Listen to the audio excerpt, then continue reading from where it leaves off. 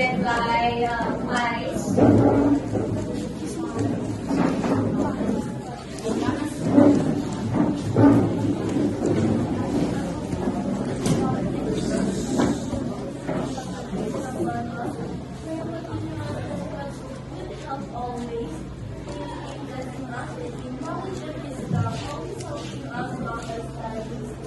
Thank you for always giving us the chance to communicate with others and to always help our friends. And I hope they will be proud.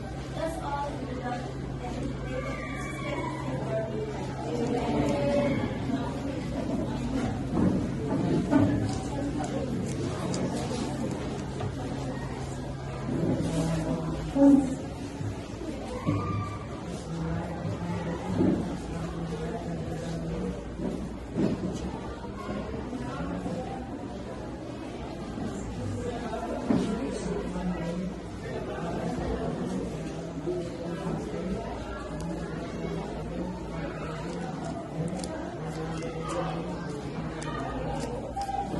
Okay, so let's have an energizer. Please relate Sunday class.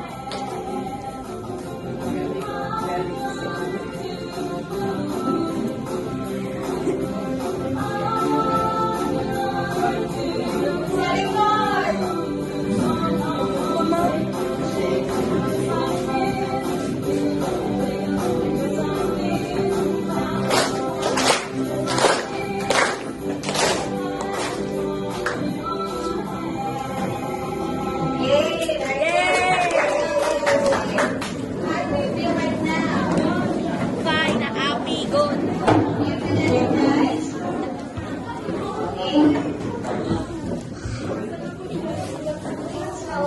Is there anyone absent today? No. Okay, very good. Please clap yourself. For my classroom goals, be participative and follow my instructions. Respect each other and raise hand to speak. And no talking and shouting. And most importantly, have fun while we're learning. Okay? So now, before we proceed to our proper discussion, what was our last public class meeting? Anyone from the class? Miss Aniversario? Last week we talked about drugs and their effects. We discussed what drug abuse, dependence, LSD, and issues. We also learned about different types of drugs such as depressants, stimulants, opiates, and hallucinogens. Okay, thank you so much, Miss Aniversario. So, previously we talked about what is what is a drug, and it can affect our body, mind, and body function, which can lead to addiction. So now, let us also talking about more on that, which can lead to more function of our body. So now let's have a activity. I prepared here 4 events, 1 answer. Are you familiar with this? Yes. Okay.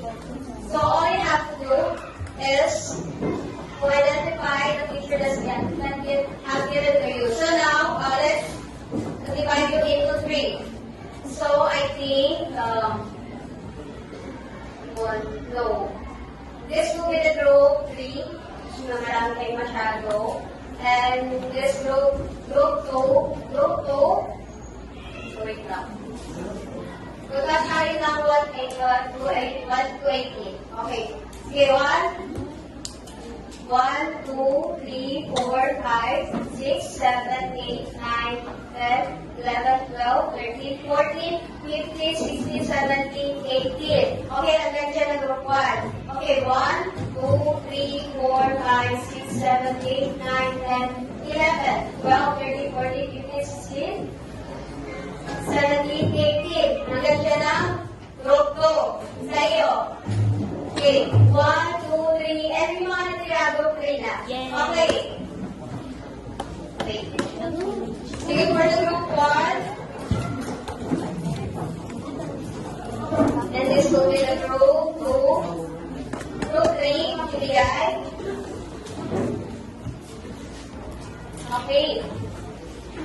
So now, for the group 1, this is to be your task. Okay. So, kanina kay bibigay sa inyo na picture, all you have to do is to guess the word kung ano yung rumble rate content. So, i-dedicate nyo lang yung mga letter na naibigay sa inyo. So, you have 60 minutes or 60 seconds, I think, or 1 minute to complete the task. Okay, kung sino ang unang matatapos sa task na ito, makakakuha ng prize. Okay? So, let's start now. So, nauna ang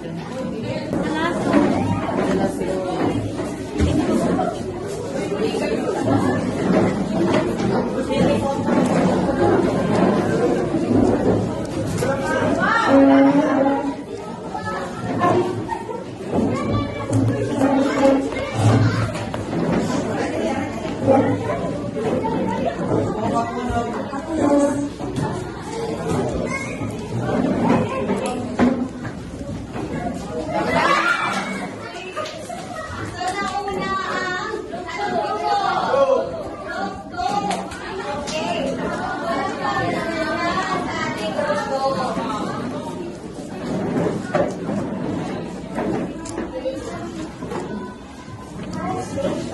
So, that's okay. So, my rules. So, ganito. All of your instead of lahat kayo ay nag-participate is makakakuha ng premyo. Yay! Sige, give me a sound round of applause. Sige, for the group 1, yes, okay. Okay, for the group 3, okay, group 2. And for the group 3. Yay! Sige. Thank you so much for your participation class. So now, are you ready to learn? Yes?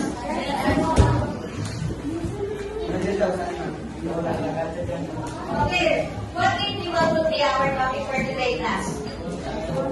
Anyone from the class who wants to answer? Okay. Let's try it out. Sige. Yes, very good.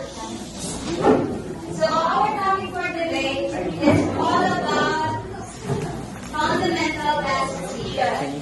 Okay, when we say fundamental dance position, this consists of five arms position, then 5 feet arm position. So the fundamental dance position is very listen class.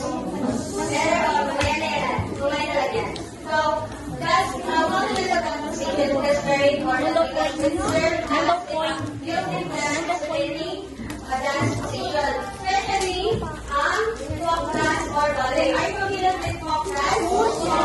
Ano yung folk dance? Sino from the class? Binigay ko ng premyo kung sino ang sasagot. Ang ano, ma'am? Okay. Ang Islanda. What is folk dance? Is the traditional dance in the other countries po, ma'am? Okay, thank you so much, Mr. Adla. Okay, tama. Okay, folk dance is traditional dance that came from a region or some communities na nangyayari or sa mga celebrate ng mga cultures or rituals and activities. So now, here's the so before the let's Ano?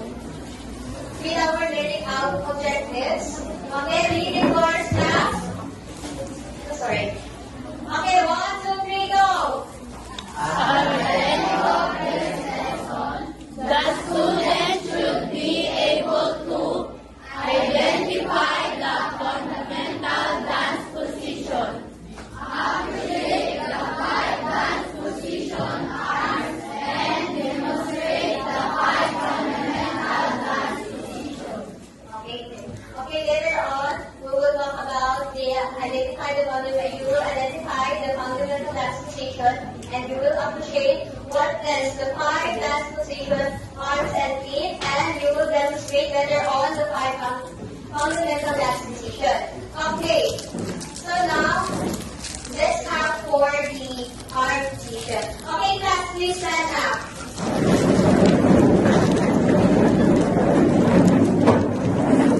Okay, for the first position, for arm position, for the first position, raise your arm into circle, and circle in front of your chest. Kailangan nasa harap ng chest nyo.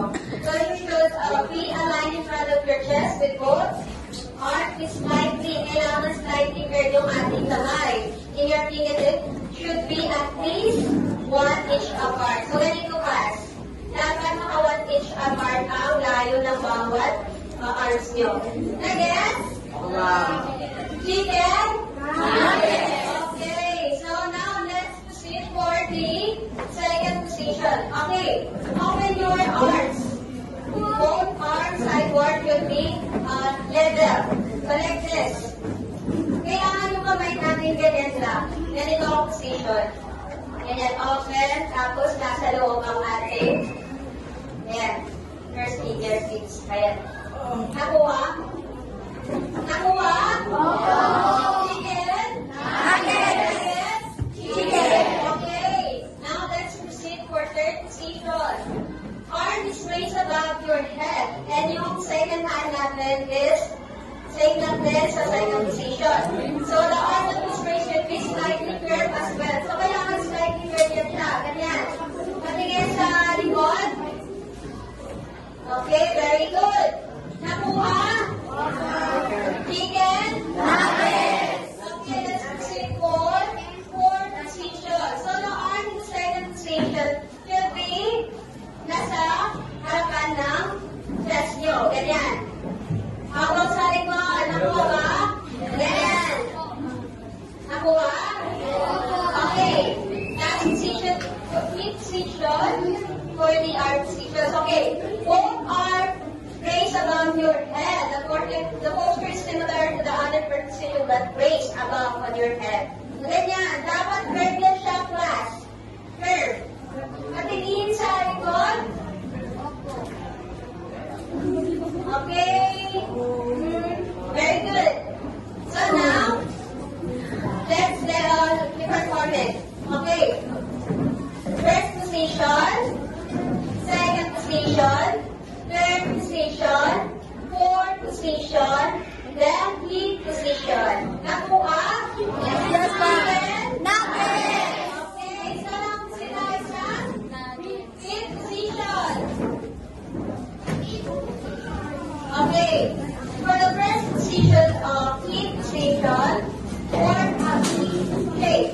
V-shape with your feet by bringing your heels together to touch one knee finger push away from the other. So kailangan parang ganyan siya. Yung ano niya, yung haba. Ganyan. Patingin sa likod. Okay. Very good. Okay, next one. For the second position. Okay. Bring your foot still to touch the arm of your other foot with both feet turned outward. So, ganyan. So, kailangan 12 inch ang layo niyan ha. Ganyan. Patingin sa likod at matitaw. Sige. Next one. Again. Okay, for the third position, bring your foot still to touch the arm of your foot with both feet turned outward. So, dito dapat sa arm. Ayan. Ganyan. That's it. Alright, okay. Next. Fourth position. Okay. Put your foot forward while the other foot still retains its position. Then, the distance between the two feet should be about 12 inches. So, ganyan. Dapat 12 inches ang layo. Ganyan. Okay. Next. Okay. Bring the heel of your foot in front to touch the toe of the other. Both feet should outward. So, ganyan. Dapat pointing lahat. Second position. Third position. Dito. Dito sa arm. Yeah. Third position. Then fourth position. Forward up, right. Red foot. Then, fifth position. Sa dulo. Ganyan. Okay, again. Again. Okay, guys. May follow sa likod. Okay, so now, again. First position. Third position. Second position. Dito sa arm. Fourth position. Then, fifth position. Okay, na next? Chicken. Nuggets. Okay, so now, let's divide you into 3. Okay, stay group up. Group 1, then group 2, then group 3. Okay, kami, pili kayo representative nyo for our robots. Okay, so group 1, group 2, group 3. Para malaman natin kung sino ang unang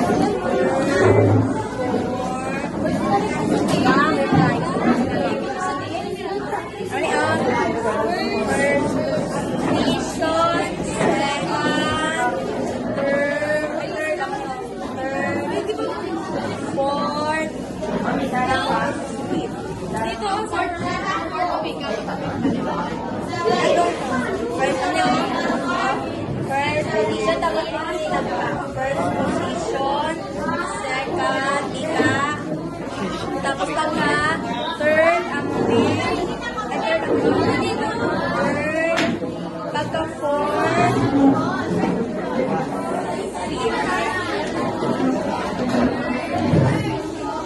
first, second, third,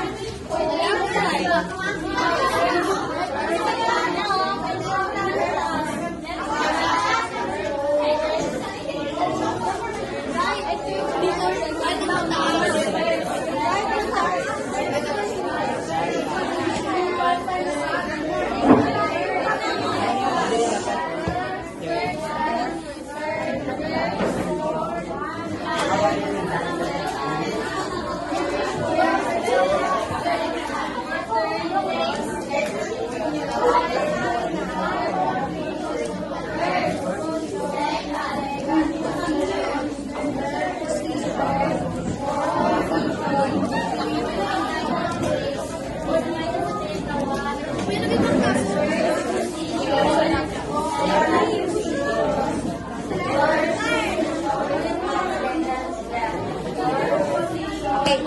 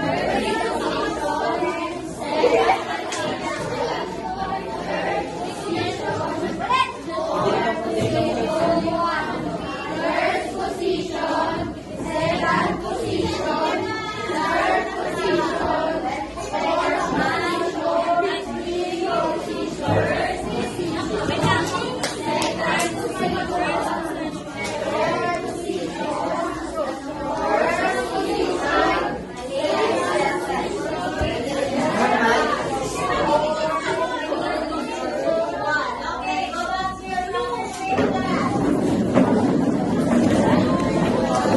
Okay, for your presentation. Okay, so for the criteria, for execution, coordination, and teamwork. Okay, sino ang nakatulong nakamit ng group 1? Okay, so kayo ang mauuna mag-present.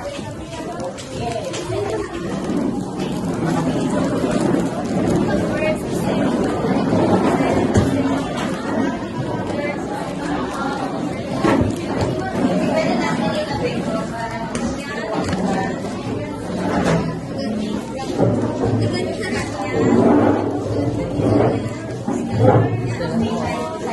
Sabay practice agad. Kuya, sabay practice na lang. Hindi ko mo ba? Hindi ko bala ko. Pero magharap na lang dito ako sa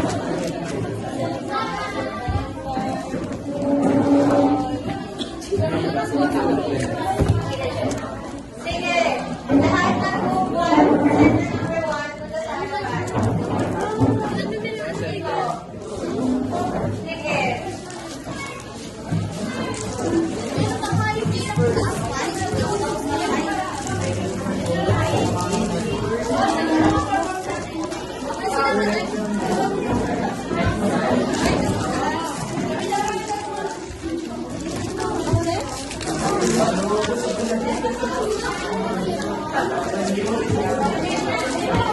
Okay, group 1, presenter number 1. Are you ready? Sige, muna kayo para ma-lock sila dito. Coordination and teamwork. Okay, sino ang nakatulong nakamit ng group 1? Okay, so kayo ang mauuna mag-present.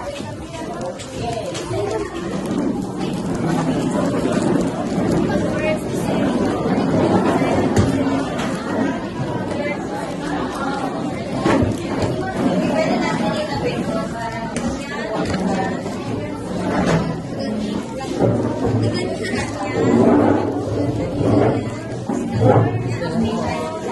sabay practice agad.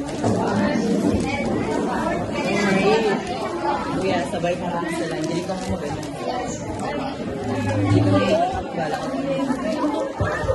Pero magharap na lang dito ako sa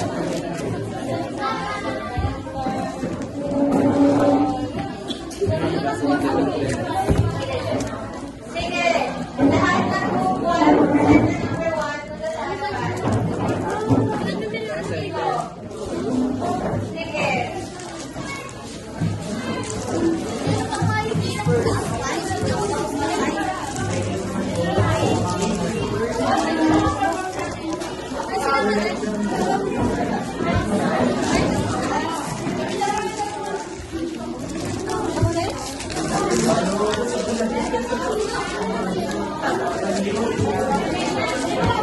Okay, group 1, presenter number 1.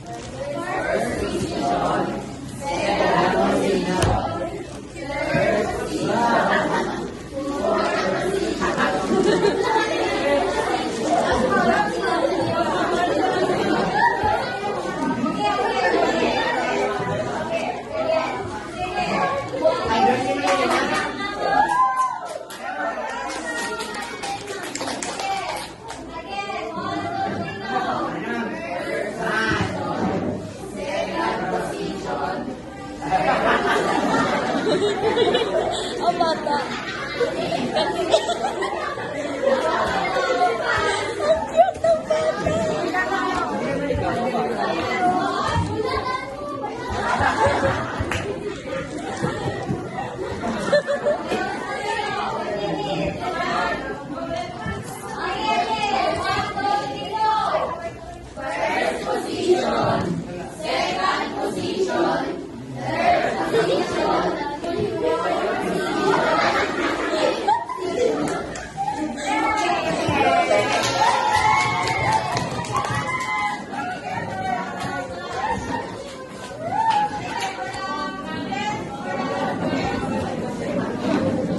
Kayo guys, ako na dahil natin ito.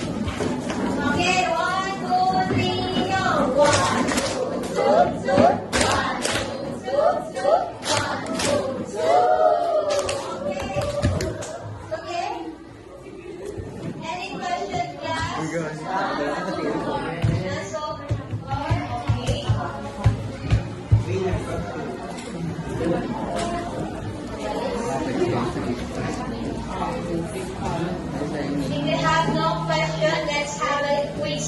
You get one question comment. Notebook na lang, ma'am. Sige, sa notebook na lang. Open na.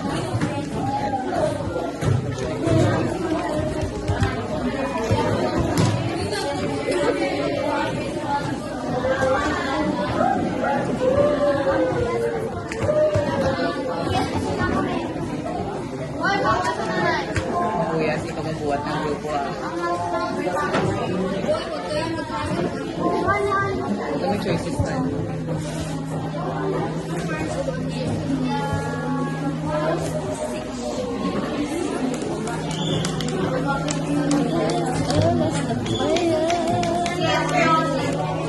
Ma'am, pwede palakihan? Ma'am, pwede palakihan po? Palakihan po.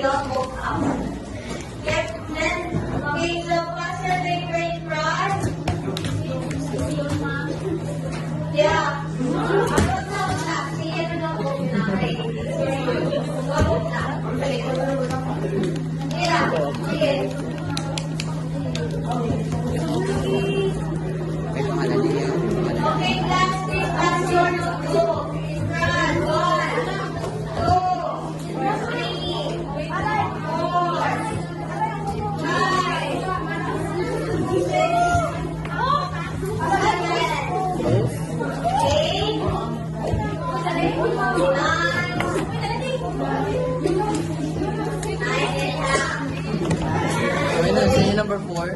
Okay, lagay dito. Lagay dito. Nagulak ko country number 4. O, diba? O, diba? Bloody awkward. Yung mga dalawa. Wala ko AD. Ako man. CD. CD. Hi, baby. Ay. CD. So for your assignment, clarification. None. Okay, so for your assignment, nawala. Okay, divide some into 5 rows and create of that graph. Each lies the part of the mental transportation and along with appropriate using. The major presentation maximum of 2 or 3 minutes. Okay, so eventually sarili nyo ng 5 rows. Okay, start tayo ng counting here.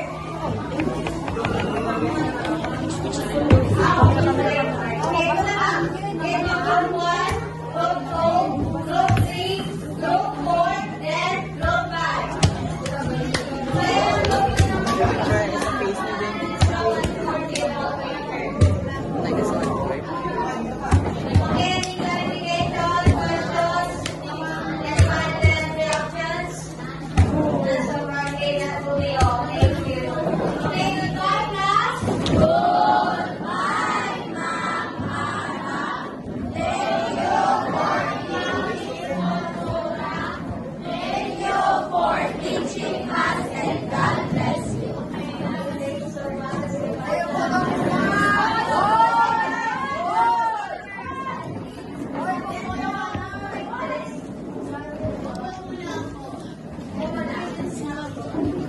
Okay.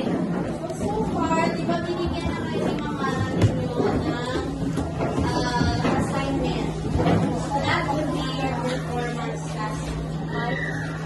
Okay? Yung groupings ninyo as is. So, iibahin ko lang. Okay.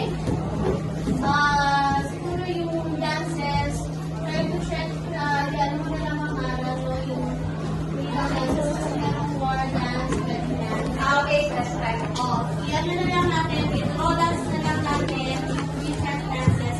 Kasi maraming dances ang nakapaloob sa folk dance nyo. So, mag-draw dance na lang tayo. Then we will find dance na related kung sa mabuti either that's wedding dance, war dance, or folk dances. Okay? So, yun na lang yung gagawin natin for your performance task. Kasi puro naman tayo dances. So, i-asayan mo pa na lang si mom ninyo, sabihan ko na lang si mom ninyo, na mag-draw dance kayo ng different dances na nakapalunod kung sa inyong sayaw. Then, we will give you time to rehearse for that. That will be your performance task. Yung fix niya as is. Ay, yes. Yung mas Okay. okay? So, doon na lang natin Bandang yung... yung score. Same tayo ng keys. Bukas i-repeat. Okay? Ganyan yung style nga. Tapos ito, iba lang ako na kasi purple yung style. Bukas